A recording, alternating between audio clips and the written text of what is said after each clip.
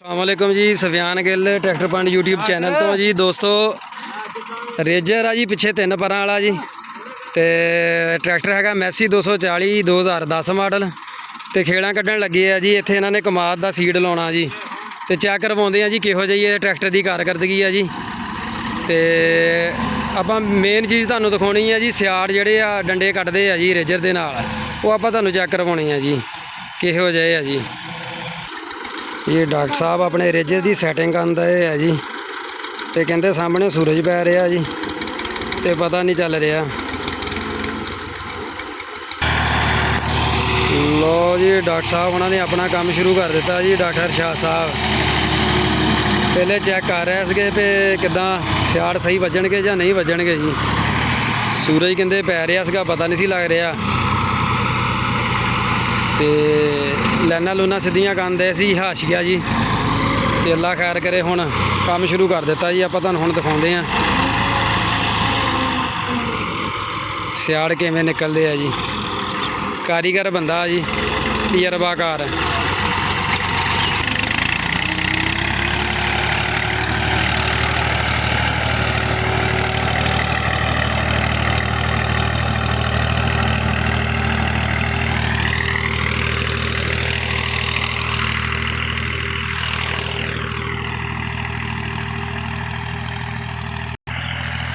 लो जी video तुसी adjust करनी है जी।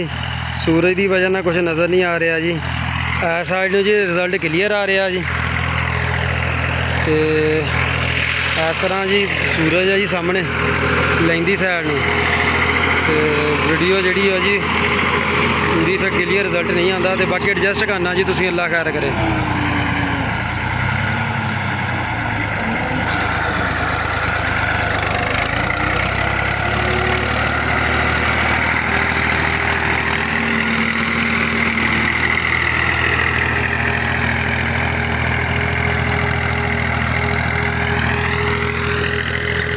हाँ जी दोस्तों दसो तो कमेंट करके लाजमी दसना जी।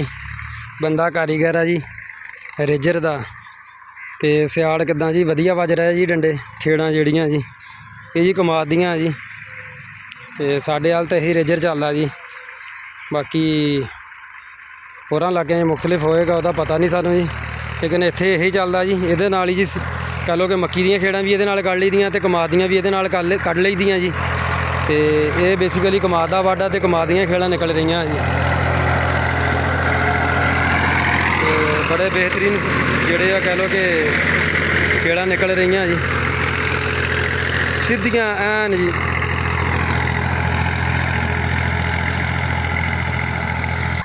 बाकी भाई बाऊ हुणी अपने नाल आ, उन्होंने कोई 2-4 गल्लां करते हैं जी।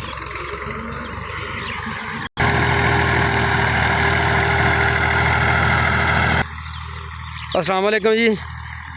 वालेकुम सलाम जी। हाँ जी भाई बाऊ की हाल आ? शुक्र अल्लाह दा जी। अच्छा भाई बाऊ बहुत मेहरबानी, शुक्रिया तुसीं टाइम दिता। भाई बाऊ ये तुसीं दसना कि पहले तुसीं जिहड़ी पैली तैयार कीती आ किन्नियां इहदे विच 12-13 लाइयां जी फालियां नाल? ਇਹਨੂੰ ਤਾਂ ਜੀ ਪਹਿਲਾਂ ਤਾਂ ਫਰਾਇਆ 2 ਵਾਰੀ ਰੂਟਾਵਾਟਰ। अच्छा ਤੇ ਰੂਟਾ ਫਰਾ ਕੇ ਫਿਰ 2 ਰੁਪਾਈ ਫਾਲਿਆਂ ਦੀ। अच्छा ਮੁੜ ਕੇ ਫਿਰ ਕਰਾਈ ਲੇਜ਼ਰ। ठीक हो गया। ਲੇਜ਼ਰ ਕਰਾ ਕੇ ਫਿਰ ਇਹ 'ਚ ਪਾਇਆ ਢੇਰ ठीक हो गया। 2 ਫੱਟੇ।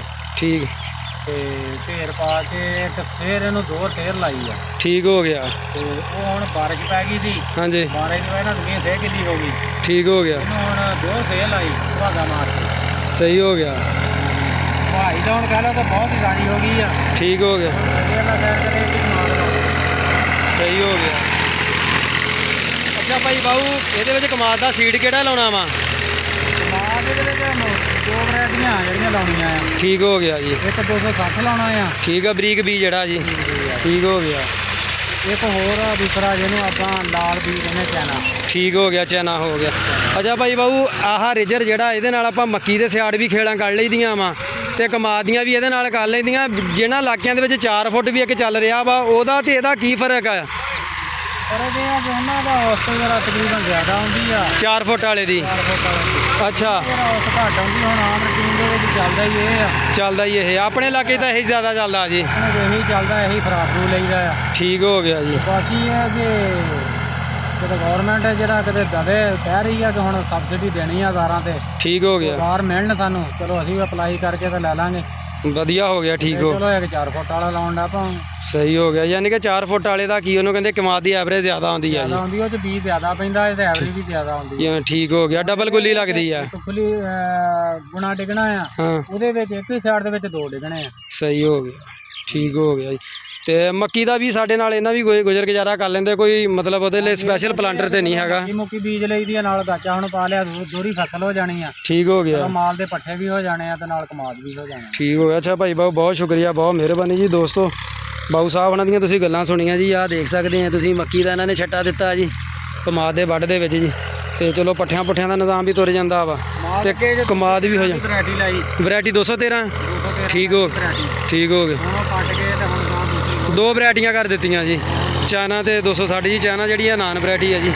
ਬਾਕੀ ਦੋਸਤੋ ਅਗਰ ਤੁਹਾਨੂੰ ਇਹ ਵੀਡੀਓ ਲੱਗੀ ਹੋਵੇ ਤੇ ਚੰਗੀ, ਤੇ ਖੇੜਾਂ ਦੀ ਖਾਸ ਕਰਕੇ ਤੇ ਭਾਈ ਬਾਬੂ ਉਹਨਾਂ ਦੀਆਂ ਤੁਹਾਨੂੰ ਗੱਲਾਂ ਵਧੀਆ ਲੱਗੀਆਂ ਹੋਣ ਤੇ ਇਸ ਵੀਡੀਓ ਨੂੰ ਜੀ ਤੁਸੀਂ ਲਾਈਕ ਸ਼ੇਅਰ ਜ਼ਰੂਰ ਕਰਨਾ ਜੀ। ਜਿਹੜੇ ਦੋਸਤ ਚੈਨਲ ਤੇ ਮੇਰੇ ਭਰਾ ਨਵੇਂ ਆਉਣ ਵਾਲੇ ਆ ਨਾ, ਉਹਨਾਂ ਦੇ ਅੱਗੇ ਰਿਕੁਐਸਟ ਆ ਜੀ ਕਿ ਉਹ ਚੈਨਲ ਨੂੰ ਲਾਜ਼ਮੀ ਸਬਸਕ੍ਰਾਈਬ ਕਰ ਲਿਆ ਕਰਨਾ ਜੀ। ਔਰ ਜਿਹੜੀ ਵੀਡੀਓ ਅਪਲੋਡ ਕਰਾਂ ਉਹਦਾ ਨੋਟੀਫਿਕੇਸ਼ਨ ਤੁਹਾਨੂੰ ਮਿਲਦਾ ਰਹੇ ਜੀ। ਔਰ ਨੋਟੀਫਿਕੇਸ਼ਨ ਨੂੰ ਵੀ ਲਾਜ਼ਮੀ ਔਨ ਕਰ ਲਿਆ ਕਰੋ ਜੀ, ਵੀਡੀਓ ਦਾ ਫੇਰ ਹੀ ਪਤਾ ਚੱਲਦਾ ਜੀ।